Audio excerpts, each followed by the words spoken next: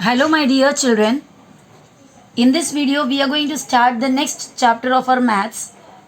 Chapter number 4, Angles and Pairs of Angles. Lesson number 4, Angles and Pairs of Angles. Angle तो आपने छोटे class से पढ़ा है. ये देखो यहाँ पर मैंने एक एंगल बनाया. ओके, ये एंगल को नाम भी दिया हुआ है. इधर ए लेटर दिया, इधर बी है, इधर सी है. इस एंगल का पार्ट्स के बारे में हम देखते हैं पहले. ये जो कॉर्नर है जहाँ पर ये लाइन और ये लाइन आके जहाँ मिला, कहाँ पर है वो? बी पे, बराबर. इस बी को कहते हैं vertex of the angle. Angle का vertex, that means the corner point. Vertex, VERTEX. तो ये जो पॉइंट है बी, उसको इस एंगल का वर्टेक्स कहते हैं. कोई भी ट्रायंगल को एक वर्टेक्स, कोई भी एंगल को वर्टेक्स होता है जहाँ पर उनके साइड्स जहाँ पर जुड़ जाता है. और ये जो बी से इधर एक रे, आपको रे पता है क्या होता है? ये देखो, ये एक रे है. एक पॉइंट से शुरू होकर एक तरफ जाते हैं और इसको एक एरो मार के, एक साइड में पॉइंट है, दूसरे साइड में एरो. इस तरह जो फिगर होता है उसे रे कहते हैं. अभी मैंने इधर रे को नाम दिया तो ये क्या बन गया? रे AB. और अभी मैं यहाँ पर और एक रे बनाया. इस तरफ एरो है, इस तरफ डॉट है. तो इस रे का नाम क्या है? इसको ए भी नहीं पढ़ सकता, रे BA पढ़ना पड़ेगा. रे का नाम हमेशा डॉट से चालू होता है और एरोमा की तरफ जाता है. रे का नाम डॉट से चालू होता है. इस डॉट को ओरिजिन कहते हैं. ओरिजिन, ये जो डॉट है ओरिजिन. इस रे का ओरिजिन क्या है? Point A. इस रे का ओरिजिन है पॉइंट B. तो ये रे का नाम हम पढ़ेंगे रे AB और ये वाला रे का नाम पढ़ेंगे रे BA. अगर समझो इस तरह आपके पास एक रे है और इसका नाम यहाँ पर दे रहा है मैं, तो इसका नाम कैसे पढ़ेंगे? रे QP पढ़ेंगे कि PQ? कहाँ से शुरू करेंगे? ओरिजिन से एरोमा की तरफ, तो QP. इसका नाम हो गया रे QP. तो यहाँ पर हम एंगल के बारे में बात कर रहे हैं. ये देखो, ये एक रे हुआ. इस रे को नाम दे दिया मैंने BA. उल्टा नहीं पढ़ेंगे क्योंकि एरोमा के यहाँ पर. ओके, रे BA. और यहाँ पर और एक रे बनाया, दूसरा रे BC. रे BA, रे BC. उल्टा कभी पढ़ना नहीं क्योंकि रे है ये. BA और BC दो रे है. ये दोनों रे किधर से शुरू हो रही है? B से. ये दोनों रे मिल गया, जुड़ गया एक पॉइंट से. ये क्या बन गया? एक एंगल बन गया, बराबर ना? एक एंगल बन गया. अभी ये जो रे BA और ये वाला रे BC, रे BA और रे BC, एक BA और रे BC, इन दोनों को इस एंगल के आर्म्स कहते हैं. क्या कहते हैं? आर्म्स. तो एक एंगल को कितने आर्म हैं? 1 और 2. 2 आर्म्स है. ये आर्म का नाम है रे BA और ये वाला आर्म का नाम है रे BC. और वर्टेक्स कौन है? Point B. वर्टेक्स कौन होता है? Point B. Point B. Point B उनका वर्टेक्स है. ओके, इतना समझ में आया? तो एंगल के बारे में इतना हुआ. अब एंगल के बारे में कुछ और बताते हैं हम. देखते हैं. ये एक एंगल है. इस एंगल के जो इनर एरिया है, जैसे मैं अभी इधर शेडिंग कर रही हूँ, ये पूरा एरिया एंगल के अंदर का एरिया है, बराबर है? जितना शेड किया ये पूरा एंगल का अंदर का एरिया. चलो एंगल को एरो मार्क दे देते पहले. ये जितना भी दिखाया मैंने शेड करके, ये पूरे एंगल के अंदर का एरिया. तो अंदर का एरिया को इंटीरियर कहते हैं. इंटीरियर आपने सुना होगा, इंटीरियर डिज़ाइन. घर के रूम के अंदर का जो डिज़ाइन है, पेंटिंग है वगैरह, सबको इंटीरियर डिज़ाइन कहते हैं. तो ये अंदर का एरिया हो गया इंटीरियर. और अभी बाहर, ट्रायंगल के बाहर का एरिया, उस एरिया को एक काम कर देती हूँ मैं, डॉट डॉट डॉट मार्किंग कर लेती हूँ. ये देखो यहाँ पर डॉट मार्किंग कर रहे हैं. ये पूरे एरिया ट्रायंगल के एंगल के बाहर है. यहाँ पे सब जितने भी एरिया है ये पूरे एंगल के बाहर है. अंदर मतलब ये एरिया पूरा होगा, बाहर मतलब ये एरिया होगा.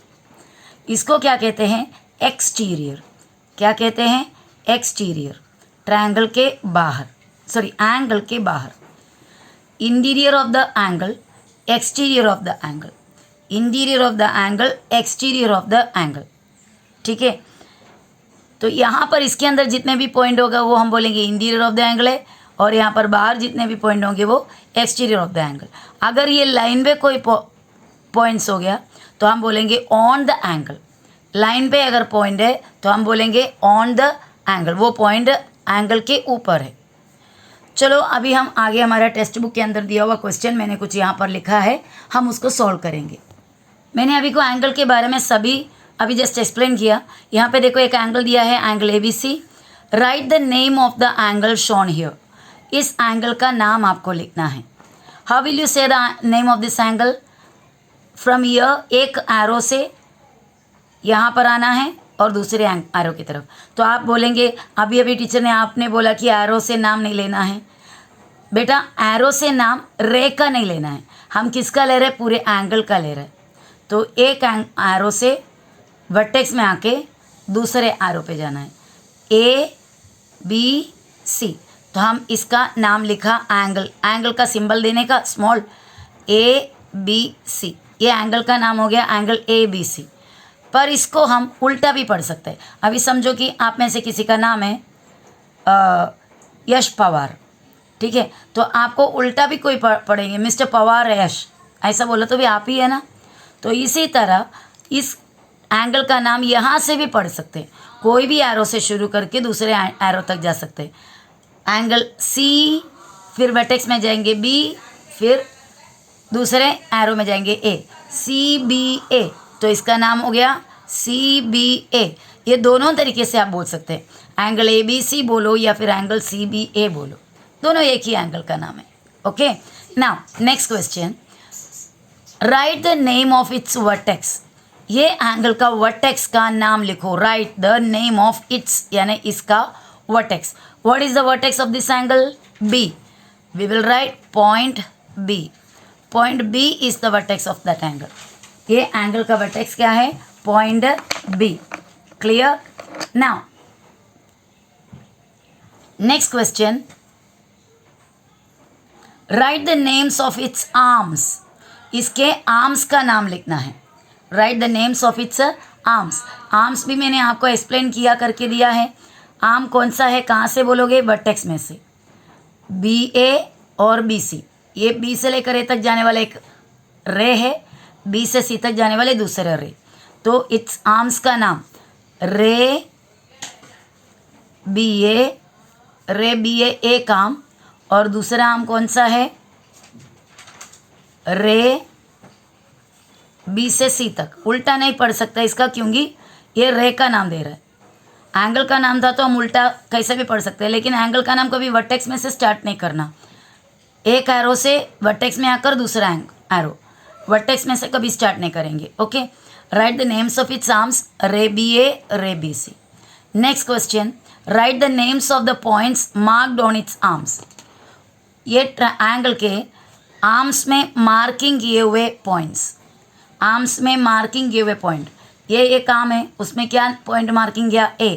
दूसरा है C, और ये आर्म मतलब BA है, तो कौन सा? B भी तो आर्म में ही है, पर वो वर्टेक्स में है, आर्म में है लेकिन आर्म का हिस्सा है। चलो हम फिलहाल B को छोड़कर बाकी लिख देते हैं। पॉइंट्स क्या क्या है? Points ABA and CBA। B actually लिख सकता है, I am not writing because it is on the vertex, इसलिए मैं नहीं लिख रही हूँ। एक्चुअली आर्म में लेगा तो क्या ही है, वो B आर्म का हिस्सा होता है। Now we are going to study about the interior and exterior of an angle that which I have explain you already. जो मैंने ऑलरेडी एक्सप्लेन किया हुआ है इंटीरियर और exterior of a triangle, sorry angle.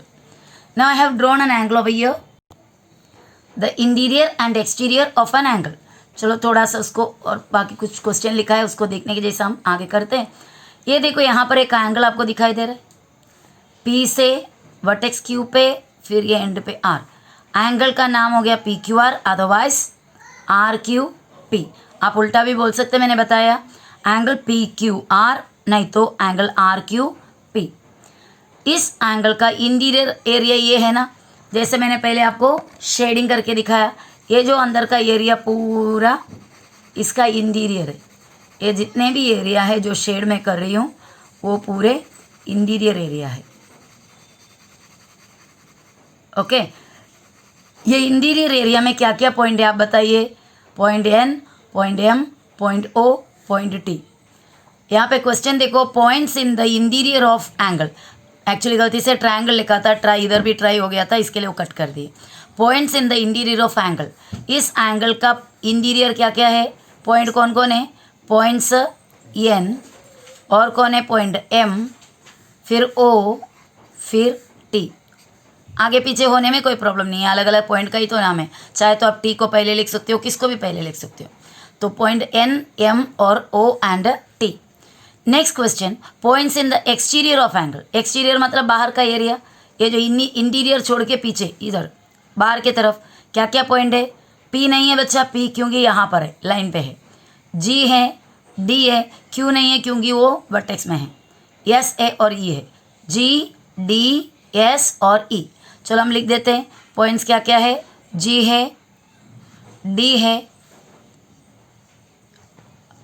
और एस है और ई है। जी, डी, एस और ई, इतना है।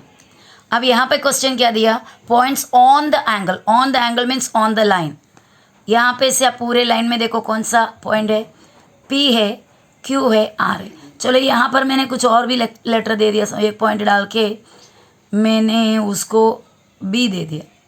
तो क्या क्या पॉइंट हो गया अभी, पी हुआ, क्यू हुआ, बी हो गया, आर हो गया। और भी अगर ये लाइन में आता तो वो भी लिखते थे, पी क्यू वर्टेक्स में है वो भी, लेकिन इसी पे ही है ना, बी और आर। बी एक्चुअली दिया हुआ नहीं था, मैंने आपको समझाने के लिए और एक पॉइंट डाल दिया, मतलब इसके बीच में भी कोई पॉइंट हो सकता है बताने के लिए। तो ये था इंटीरियर और exterior of the angle. Next topic actually हमारा है एडजेसेंट एंगल्स, वो हम नेक्स्ट वीडियो में करेंगे। ठीक है, बाय बाय।